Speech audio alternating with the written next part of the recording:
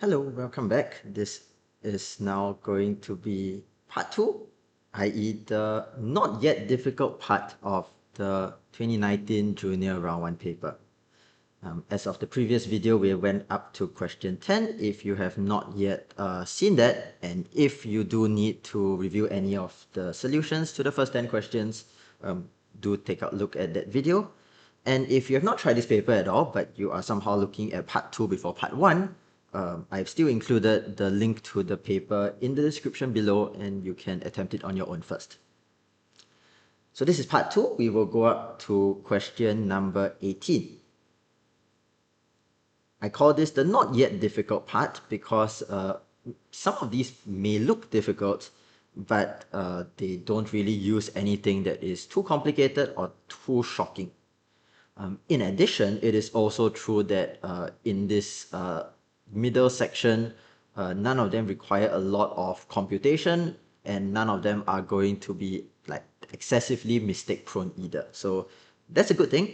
This is not true of every year's paper. There are sometimes very difficult questions in the middle section, but I think the ones here are not easy, but not too hard. Without further ado, let's get into the problems, starting from number 11, where I am just going to label all of the lengths that the question has given to me. There are the sides of the rectangle, and there are also the lengths that you have split your rectangle sides into using E, F, G, and H. Now, immediately I noticed that the EFGH, this is actually symmetric, right? It is rotationally symmetric because of the positions of the 1s, 2s, 3s, and 4s. Which means that couple of things, right? First of all, it means that I kind of want to draw this and say that due to rotational symmetry, it is just a parallelogram.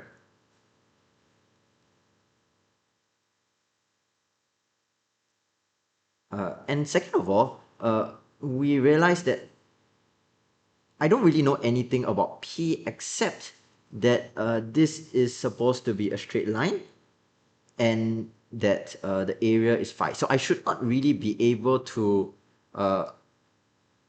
find everything just using the stuff on the outside, since I am supposed to, after all, deal with the point P. So the 1, 2, 3, 4s give me symmetry, but they on their own are definitely not enough. I can write the areas of these portions here. That's not hard. So if P is on EF, that's irrelevant to the rest of this, which is that this is a triangle. Half times 3 times 2 is 3. BGP is area 5, so this is 2. And essentially, because it asked me for FDHP, I need to figure out what is this area. It turns out that you don't really even need to know that P lies on EF. You can, but you don't really need to. The reason why we don't really need to is that if you were to chop the parallelogram into two halves, the triangle EPG is going to be half of this side of the parallelogram's area, and this triangle HPF is going to be half of the other side, which means that I can just find the area of the parallelogram, and then the shaded portions will be half of it. So the area is the 4 by 6 rectangle minus of 2 times 3 minus 1 times 4.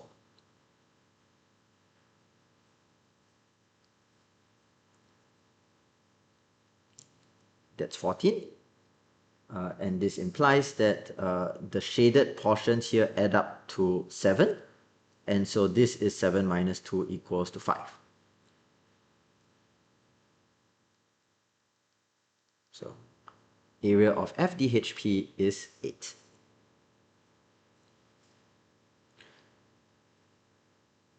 A small tip for area questions, and we're going to see another one later, is that sometimes it is not easy to find every single area using half times base times height alone. try to look for which areas are related to each other in unusual ways. Maybe these areas are equal, these areas sum to the same fixed number, these areas have a fixed difference, this area is twice of that area, stuff like that. Even if you can't find the area itself, that is still useful information.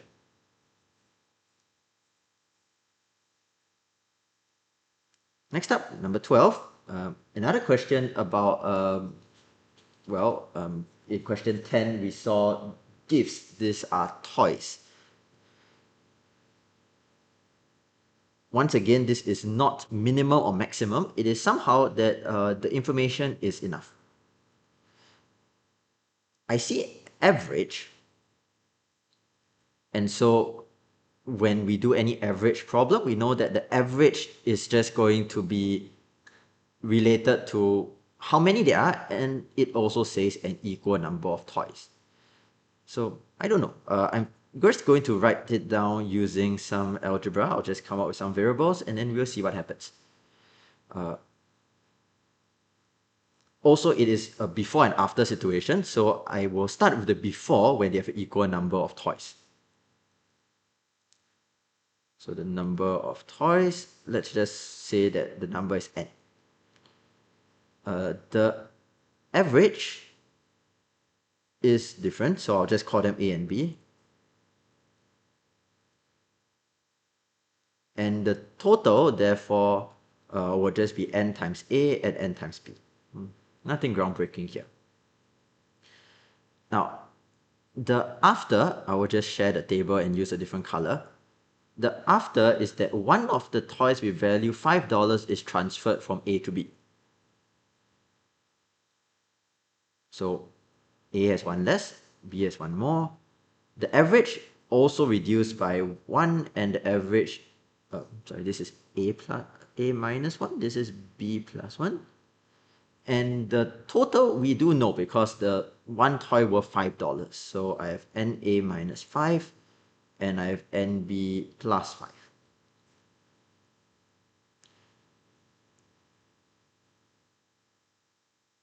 Take note, we know that n is an integer, specifically a positive integer. A and B may or may not be. We are not sure. We just know that it has a positive value. It may not be an integer number of dollars. Okay, so with that in mind, I cannot guess that the price is $4, $6. I can't guess that way, even if it turns out to be true, because I'm not sure it will work. I can just rely on the equation, and I'm not sure which one to use. Let's just use the one with plus, because that's always, well, personal preference for me. We expand it out. You cancel the NB, you end up with N plus B equals to 4. Now that is interesting because now I don't know that B is a positive integer, but I know that N is a positive integer, which means that N is less than 4. And it's a positive integer. It's also not 1, because if it's 1, then the box will end up empty, so then there'll be no more average. So it basically means that I've got n equals to 2 or n equals to 3. And I can just check both. I assume something will go wrong in one of the cases. So if n equals to 2 and b equals to 2, let's just see whether anything goes wrong. If n equals to, so I guess I still have to deal with the minus, right? Because in order to find the total value, I need to know A also. So I guess before I can even tell which is the correct one, I should also expand this portion. The expansion's almost the same, and I expect almost the same kind of cancellation. But interestingly, it now gives me n plus A equals to 6. So that means that these cases would look like that.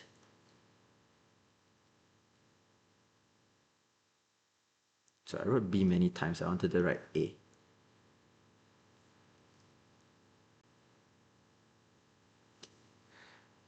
Now the question is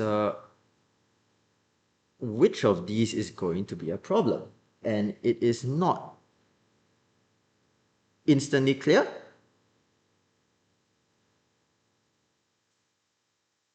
And really, it turns out that neither of them is a problem. The question didn't ask you to fix which is N, B, and A. It asked you for the total value.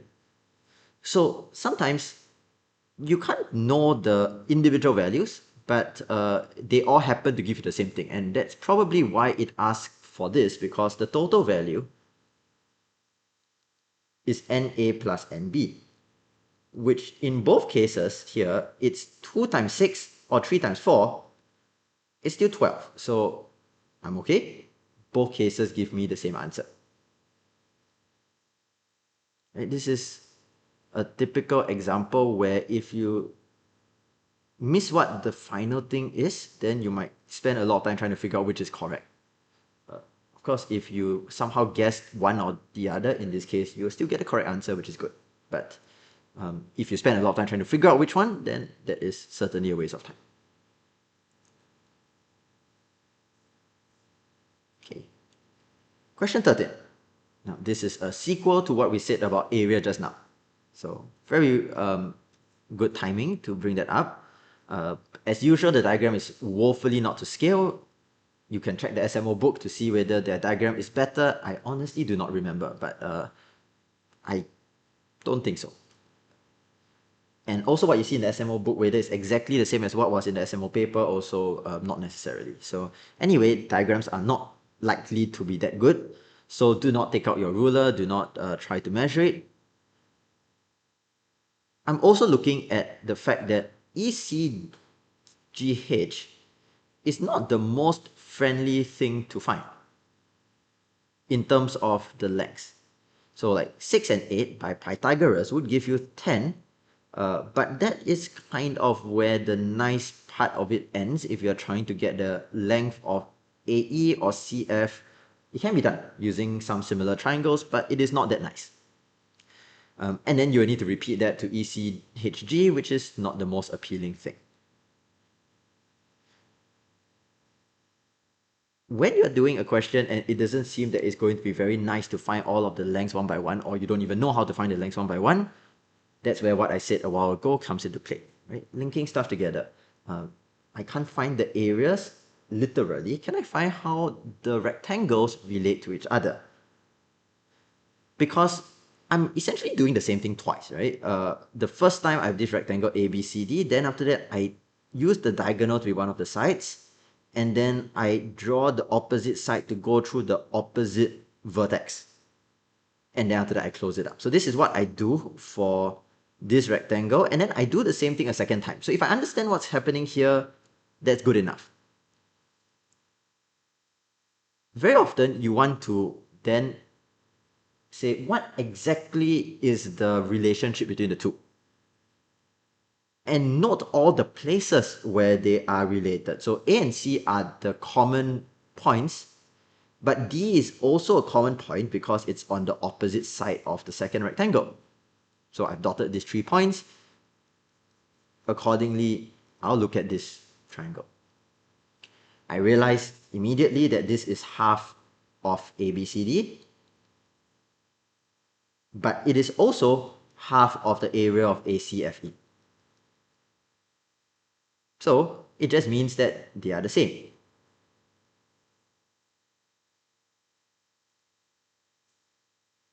That's good news for us because you can repeat the argument again so that for the final area it's still the same.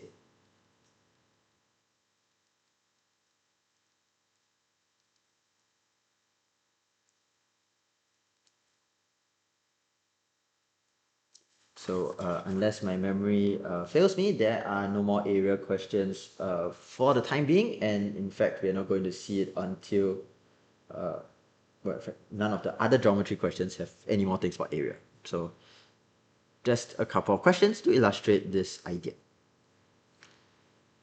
Okay, number 14. This is the bread and butter of the SMO. It's used to appear a lot in the 1990s and 2000s and early 2010s. And then after a while, it's that, okay, it is so well known, they're only going to put one of it in every paper. So we just see it, we take it as, oh, I get a quick mental break because the idea is always the same. Just look for the number that you think you want to be your X and relate everything else to X. The number you want to relate to X is, sorry, you want to pick as X is normally the thing that is the most entrenched into the expression. So if I let X equals to 199, square is square, 800 is 4 times 200, which is 4x plus 1. So therefore, this is just x squared plus 4x plus 1. Very unsurprisingly, because the answers have to be integer, you will end up with something that is a perfect square. So answer is just 201. Certainly there will at least be some of you who would say that you can just calculate this. And that is true. But don't default to calculating because you are shortchanging yourself. If you just say that, I will just calculate it, it only takes me 5 minutes, let's say. You're shortchanging yourself because if you could do it faster, you are saving time to do some of the harder questions. If you use that time to solve something, great. If you use that time to check your other answers, that's also great. If you use that time to just give your brain a 1-minute breather, that's also great. So look for these kinds of shortcuts. Don't just say I can calculate it anyway. And the shortcut for these are usually just substitute something so that you can use your algebraic identities freely. Okay, 15. A student wrote the following 99 numbers on the board. She arbitrarily picked 2 of these numbers, say A and B, and replaced them by the sum A plus B. This is just explaining addition. Suppose she repeated the process and after 98 replacements, there was 1 number left on the board. That's going to happen, right? You combine 2 of them into 1 number, you do that 98 times, you're left with 1 number. So of course, they are just telling you something that is not surprising when there's 1 number left. What is the largest possible value of this number?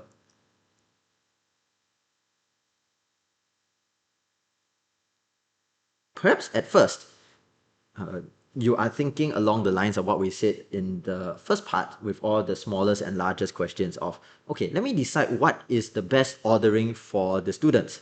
So she can maybe add all the positive numbers first. Sure. But then after that, she still has to subtract all the negative numbers, right? Now, sometimes when they ask you for the largest possible, it doesn't mean that you have actually any real choice. This is what I refer to as the illusion of choice. You don't really have a choice. It's going to be the same regardless. It is going to be the same regardless that your final total is just the sum of everything. Because whatever order you add them in, you end up still adding all the 99 numbers. So your final answer is always going to be 1 minus 2 plus 3 minus 4 plus 5 minus 6 blah blah blah minus 98 plus 99. This is not going to change.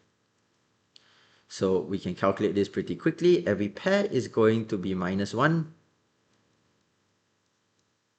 and then a 99 at the back. So 98 over 2 is 49 pairs of minus 1. 50 is your answer.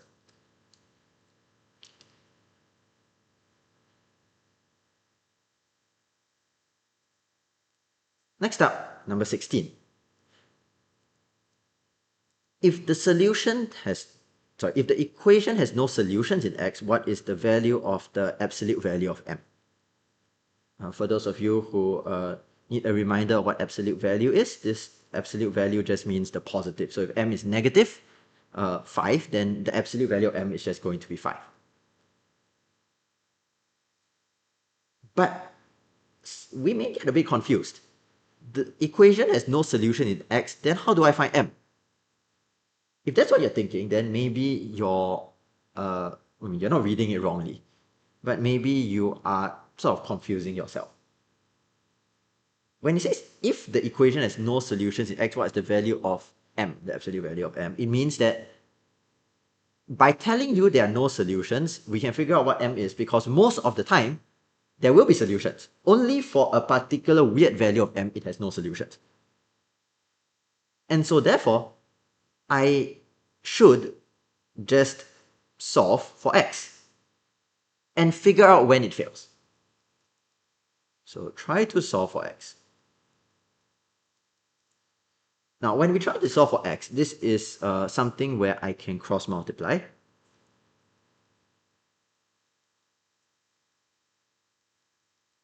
Now, before we expand though, I realized that 10 minus 2x and x minus 5 are just a factor apart. I can factor out x minus 5 and it would be a negative 2 times of that.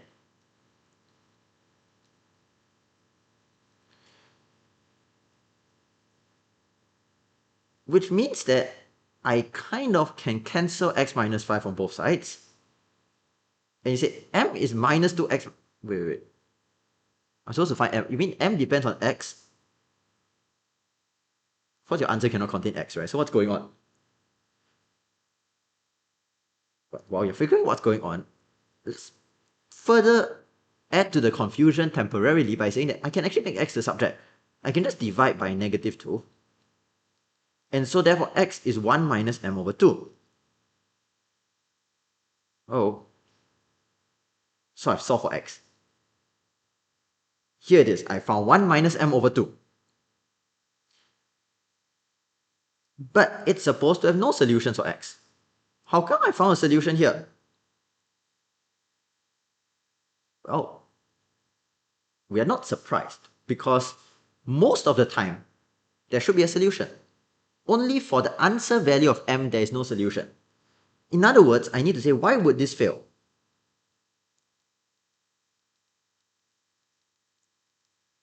What can go wrong? And the answer to what can go wrong is all the way back to, you can either call it the cross multiplication or you can call it the cancelling both sides. Because essentially x can't be 5. Otherwise, you are dividing by 0. Dividing by 0 is not allowed. By cross multiplying, and also later by cancelling off the factor from both sides, we are assuming that the denominator, and we are assuming that x minus 5 is not 0. So x is not 5. And that means that if x is 5, it will fail. So it fails when this answer is 5, which you can then solve and say m is minus 8. Therefore, the answer is 8. The answer for when you end up with no solution for x. I think at the SMO Junior level, this may be a bit confusing for some of us, but if we just trace through the logic, it is not something that we have not learned. It is more like, normally you're always saying find x, right? So now I'm just saying, well, you can usually find x. When will you not be able to find x? So you do the same working, but you look out in your steps, when will this not work? And that's all. Okay, 17. Another relatively friendly question. This is sort of going to look like our primary school style Gauss method approach. For the benefit of those of you who are newer to Olympiads, let's just explain it again. If you have a bunch of numbers with a common difference, so odd numbers and even numbers both have a common difference of 2, it means that you can always pair them up and each pair will have the same sum. So, of course, the dot dot dot includes 1 plus 2019, before that is 2017 plus 3, before that 2015 plus 5. All of those are going to be summing to 2020.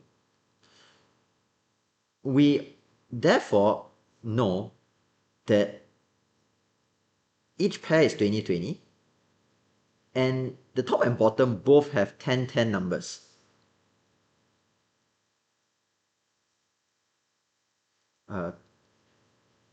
Doesn't matter that this is there because it's going to cancel anyway.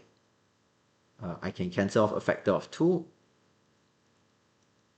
And they ask you for 1011s. Remember, the SMO answers are all positive integers or 0. So when it asks you for something like that, it's a high chance that s is not a whole number, but this is to cancel, excuse me, to cancel off the denominator. So your answer is 1010.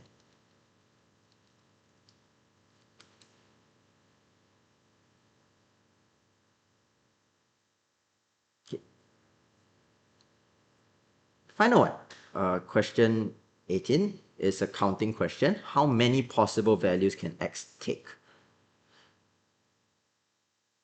For most counting questions, in the SMO Junior, you should look out for why is this simpler than it looks?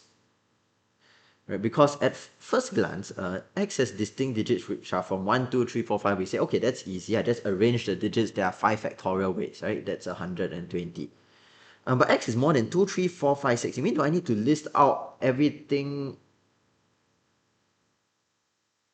Okay, so if we hold that thought, whenever you are thinking of listing, don't stop yourself and say that's stupid.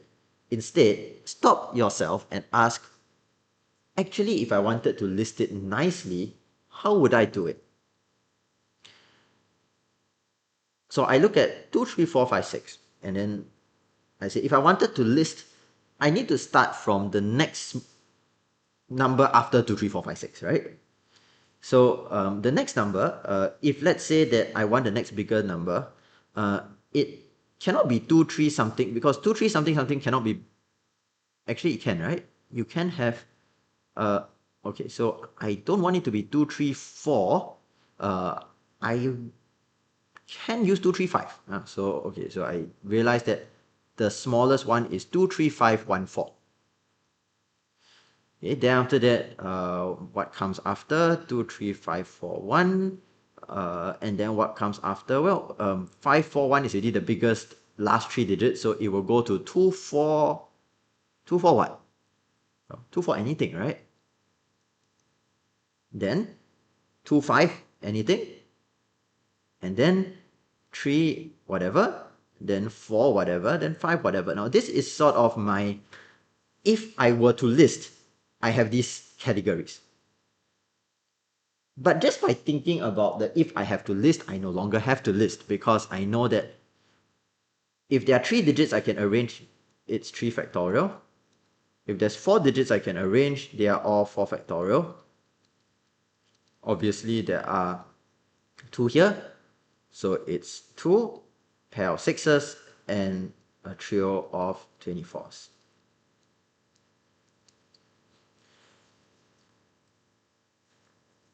And there we go. We have gone through this middle section of 8 questions in under 30 minutes. As I said, not yet difficult. For this particular paper in 2019, I think it was relatively in order of difficulty. So with the exception of 1 or 2 of the earlier ones, most of the difficult questions are in the last 7 questions or so. So we will look at those last questions, last section in the third part of our review. But for now, this is where we will end. As usual, feel free to also ask any questions in the comments below, and see you for part 3.